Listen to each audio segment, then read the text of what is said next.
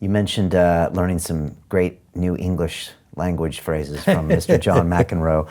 You had an epic battle with him at the Davis Cup, and there was a lot on the line there because you're defending your country in the Davis Cup. You're playing in New York City against John McENROE. And now these days, most people know John from commentating as you as well, but back then it was a different John.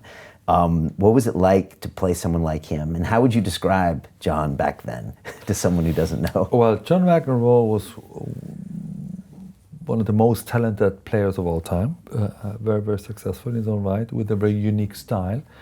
But mostly he was known for his temperament. You know, back in the day, he didn't have the microphones on the court. And players actually still talk to the umpires in their own kind of way. And even to the other players sometimes. So John was very verbal with him and everybody around him, and that was his trademark, and that was his intimidation factor in a way. And so he got fined a lot. He did lose a match because he couldn't finish it. He was fined by the umpire because of foul language or obscenity or whatever it was called then. But that was his thing. People forgave him because of the quality of his play, and it did settle down at the end of his career. He became a bit calmer, but I mean, he's a New Yorker. He was born and raised in Manhattan. I mean, you ever been there? You know what they're like. So he was a typical New Yorker, and he lived it out on a tennis court. And obviously he had a great second career. I call him the best commentator in tennis because of his unique way of talking, of looking at a tennis match, and also of expressing himself. He speaks, almost, obviously the language is a bit better, but almost the way he spoke on the tennis court. And I think that's what people like about him. He's real. He says it how it is. And nowadays a lot of people, in this PC world we live in, and nobody can really say it was a double fault. They say, well, the second serve wasn't as good as yesterday. No, it was I was going to use another word for it, double fault. So I think that's his quality. And I think people enjoy listening to him. It's also very un-tennis. I mean, when he came to Wimbledon, everyone was cringing. And so in a weird way, it's kind of not what you were used to, because very few opponents would do that kind of thing. Yeah. Tennis was and is always a very classy sport. You have to play within the rules. Well, he broke the rules every time he played the match. But what could you do? He was the number one player in the world for quite a long time. So you have to embrace him for it. Yes, it took him a while to be a member of Queens, and even Wimbledon struggled with accepting him. But eventually they did, because he was just so good and so unique. And but if I think nowadays, if there's anybody similar to him, and I don't find anybody, because it was a lefty, the way he played, and the touch, and the serve, and the attitude, and the his whole personality was so unique, and that's why he stands out. He used to break rackets, break glasses, argue with the umpire, yell at people, mutter to himself. Argue, boy! I mean, if any of the athletes today would use 10% of the language of John McENROE, they'll be fined for 6 months every year. But he wasn't.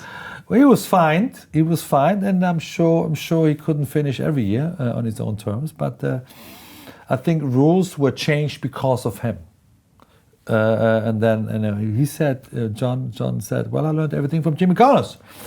And then Jimmy Connors would say, I learned everything from Elina Stase. So there was always somebody before that started this, and it was just a different era. The 70s was a lot wilder than it's now. All right, so you learned some swear words as well yourself. Of course. Okay. Of course. And how did you not let John get in your head when you're playing in front of New York City, Davis Cup? Difficult, You're representing Germany on American soil. Yeah. And there's a lot of talk about Davis Cup nowadays, but back in the day, Davis Cup was by far the most important team competition in tennis. And it was an honor to represent your country, and you wanted to do well, even though your team wasn't always the best. So my teammates were great, but ranking-wise, they were much lower. And we played America with McEnroe and Mayotte, and Tim Mayotte, also a top 10 player, and then Fleck and Seguso, who were the number one doubles teams in the world. And we played in front of 15,000 crazy Americans. Maybe 100 or 250 Germans were there supporting us. And then it became a personal thing. It was. I took it personal. It was the only way I could play. But then we just, he didn't want to lose, and I didn't want to lose, and then it became the longest match in history. We had this credit for quite a long time. We battled it out for 6 hours and 42 minutes. They had no tiebreak on Davis Cup, so one set was 15-13, the other set was 12-10. It was back and forth, back and forth. I got the lucky end. I beat him in 5 sets, but that match would always stand out as our greatest of all time. How do you keep going in hour 5 and hour 6? And how do you do it? You get into a zone. I mean, obviously, you do feel tired because of the atmosphere and the, the play that we also wanted to show the 16,000 that you can't beat me. I'm going to be stronger today.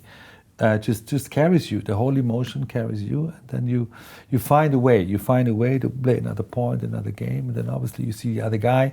John was a couple of years older than me, maybe physically struggling in the 6th hour, and that made you even stronger, and it drove you even faster.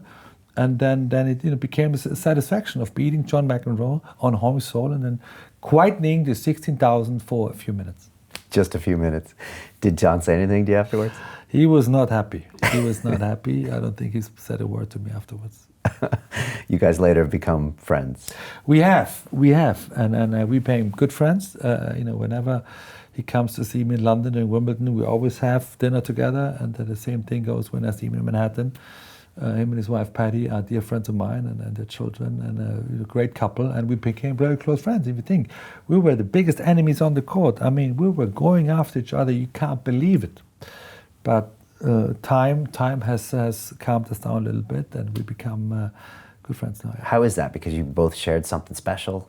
Because you both know, like, how each other feel at that time? I mean, you're probably the only guys in the world that know what it's like to be center court and everyone watching. Yeah, maybe he saw a little bit of himself in me, and obviously I respected a great deal in his performances. So it's when an old king faces a young king, there's natural friction and animosity and just a lot of tension in the air, and I think that's how we felt then. Nowadays we realize there's enough space for all of us. There's it's good now, but back in the day it was very competitive, and it was 1-on-1, and then he wanted something that I have, and I wanted something that he had, and that made up great matches.